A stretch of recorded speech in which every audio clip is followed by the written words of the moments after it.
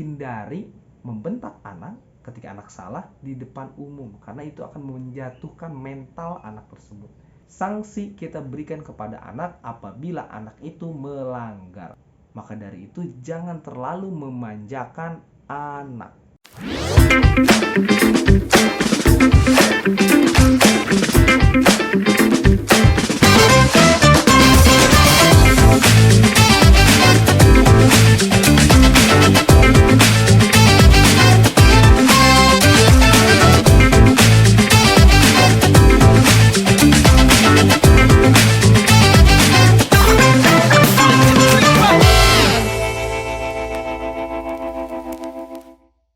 Assalamualaikum warahmatullahi wabarakatuh. Gimana semuanya? Sehat ya? Mudah-mudahan yang di sana sehat selalu dan selalu Allah Subhanahu wa taala berikan rahmat dan berkahnya. Amin amin ya rabbal alamin. Pada video yang lalu, saya sudah memberikan beberapa kesalahan-kesalahan yang tidak disengaja oleh orang tua. Mungkin orang tua banyak sekali yang merasa sudah memberikan yang terbaik untuk anaknya.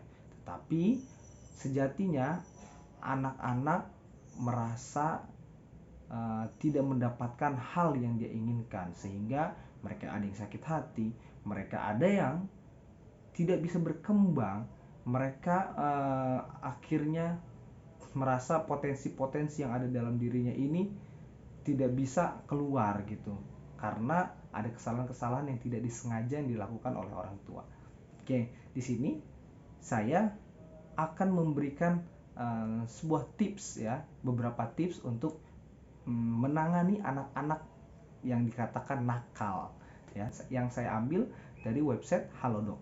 Oke, nanti teman-teman bisa dicek. Oke, saya di sini memberikan pandangan dari perspektif anak ya, bukan orang tua atau bukan mengajarkan, tetapi saya hanya memberikan apa yang saya rasakan. Mudah-mudahan ini mewakili perasaan-perasaan anak-anak yang ada di luar sana. Selamat datang di CHA, Curahan Hati Anak. Mungkin menjadi seorang orang tua itu memanglah sangat sulit.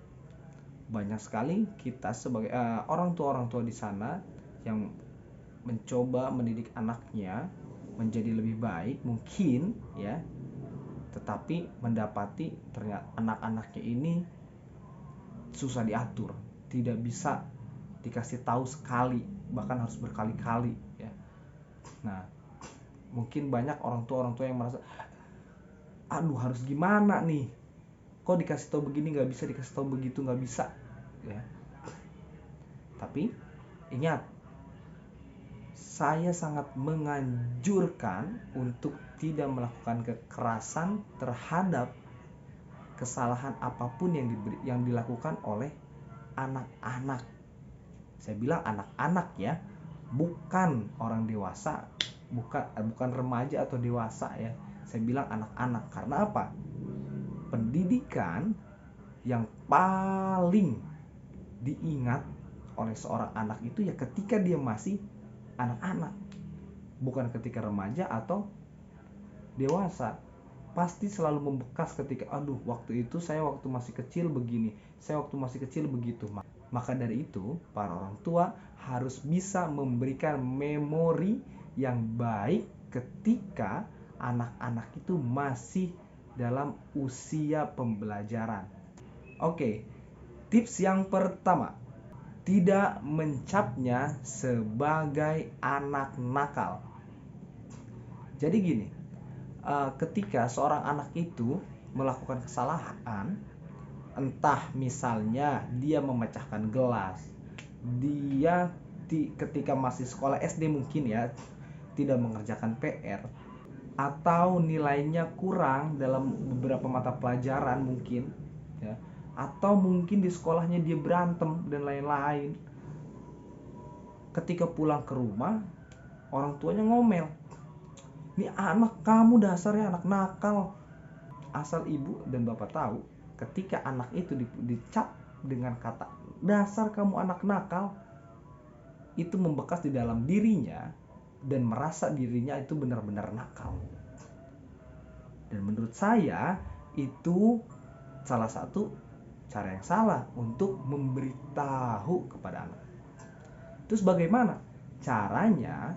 Lebih baik didiskusikan.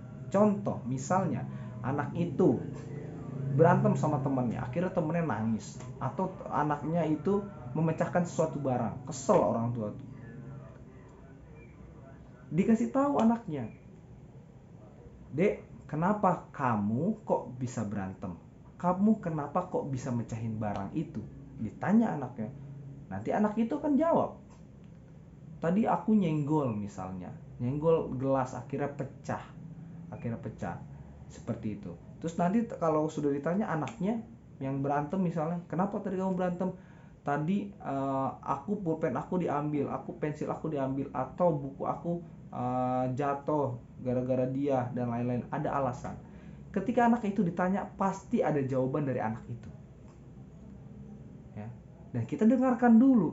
Ketika sudah mendengarkan apa yang jadi alasan mereka melakukan hal tersebut, barulah kita kasih tahu, "Dek, kalau main jangan di sekitaran sini ya, karena di sini ada yang barang-barang yang bisa pecah."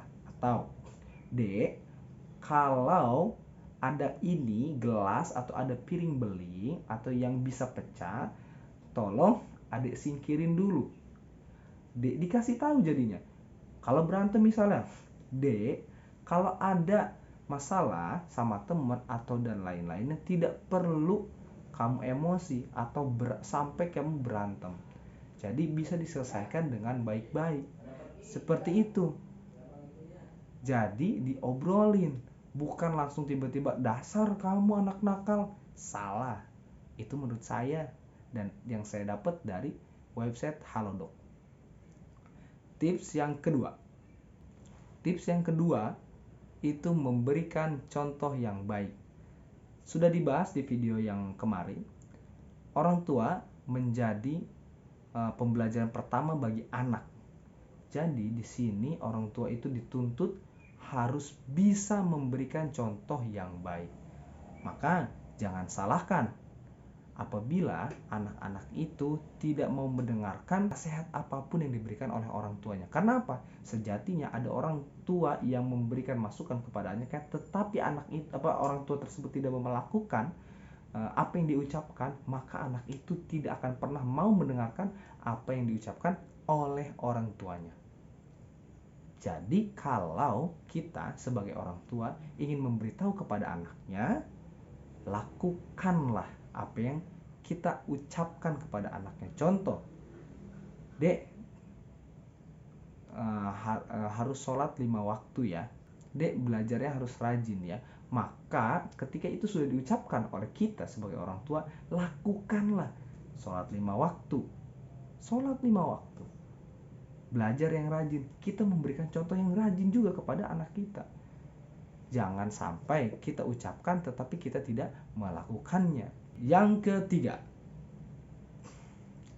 hindari membentak anak di depan umum. Ini yang paling fatal menurut saya.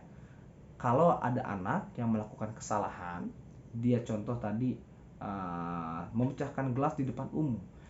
Kita sebagai orang tua jangan langsung, "Kamu gimana sih? Itu hati-hati dong. Ada ini, ada itu, ada ini, ada itu." Tetapi di depan umum bilang kayak gitunya salah. Anak itu akan merasa malu. Yang kedua, anak itu akan merasa takut melakukan kesalahan.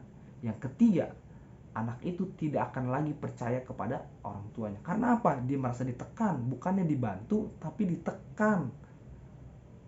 Maka dari itu, hindari membentak anak ketika anak salah di depan umum, karena itu akan menjatuhkan mental anak tersebut. Kalau kita melihat anak sedang melakukan kesalahan, coba tunggu waktu yang tepat, ajak ngobrol, bilangin, baru, "Tadi loh, kamu tuh tadi tuh salah loh. Kamu tuh begini loh, kamu tuh begitu loh, kamu tuh begini loh." Jangan di depan umum dikasih taunya. Apalagi kalau misalnya ada orang tua yang sudah memiliki anak, itu misalkan punya anak 3, ada kakaknya, ada adiknya lagi. Kakak yang pertama melakukan kesalahan, kakak yang pertama ini disalah-salahin di depan adik-adiknya. Si kakak ini akan merasa kesal karena apa? Karena si kakak merasa tidak ada harga dirinya di depan adik-adiknya. Si kakak ini akan menyimpan rasa sakit hati yang begitu dalam. Karena apa? Karena dia merasa tidak dihargai oleh orang tuanya. Apa yang merasa tidak dihargai? Kenapa dia bisa dibilang tidak merasa dihargai?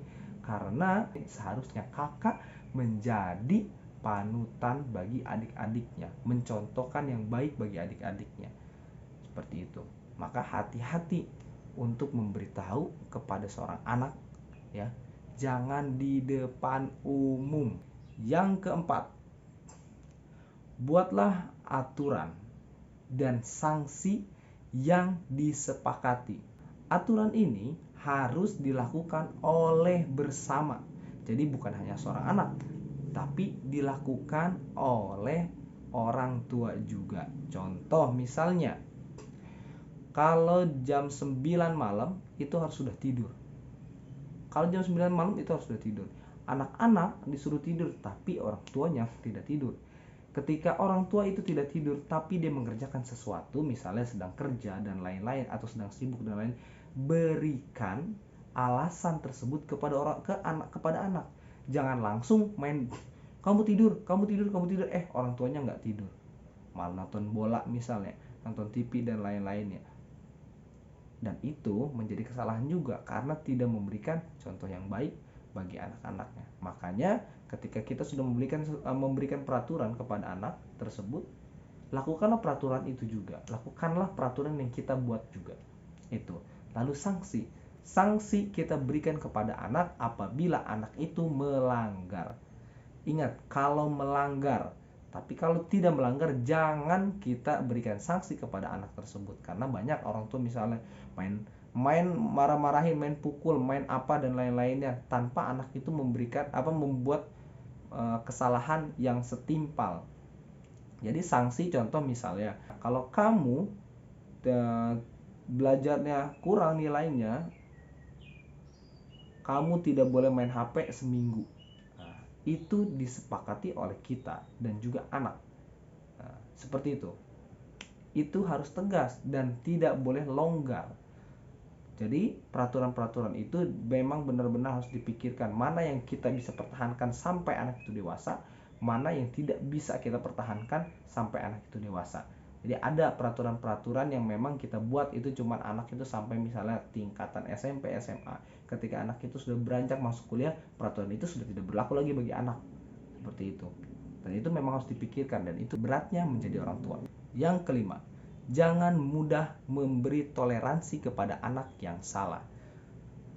Di sini ada kesalahan yang dilakukan oleh orang tua itu terlalu memanjakan anaknya. Sekali lagi, terlalu memanjakan anaknya sehingga anaknya tidak merasa dia memiliki kemampuan. Karena apa? Misalnya dia pengen mainan, tidak ada peraturan-peraturan yang diberikan oleh orang tua. Contoh, kalau mau mainan itu kamu harus ranking 1 dulu, baru nanti ayah beliin mainan. Kalau tidak ada peraturan-peraturan seperti itu, anak itu akan merasakan semua hal itu dapat dilakukannya, ya, dapat diraihnya dengan hal yang simple, sehingga membuat anak itu tidak memiliki mental berjuang. Contoh, pengen beli mainan, nggak dibolehin sama orang tua. Jangan, nggak boleh, kamu nanti dulu, dan nggak boleh dimarahin. Terus dia anaknya nangis, setelah nangis langsung dibeli. Oh yaudah nih, beliin. Selesai gitu aja. Dengan mudahnya anak itu ketika pengen beli mainan, dia tinggal nangis doang. Ketika udah nangis, pasti dia ngerasa yes, pasti habis ini gue dapat mainan, pasti habis ini aku dapat apa yang aku inginkan. Mudah. Maka dari itu jangan terlalu memanjakan anak. Oke, mungkin itu aja yang saya bisa berikan. Saya bisa sharing kepada teman-teman semuanya. Ini sekali lagi perspektif dari seorang anak, dan ini yang saya rasakan. Mudah-mudahan ini bisa mewakili perasaan teman-teman yang ada di luar sana. Dadah.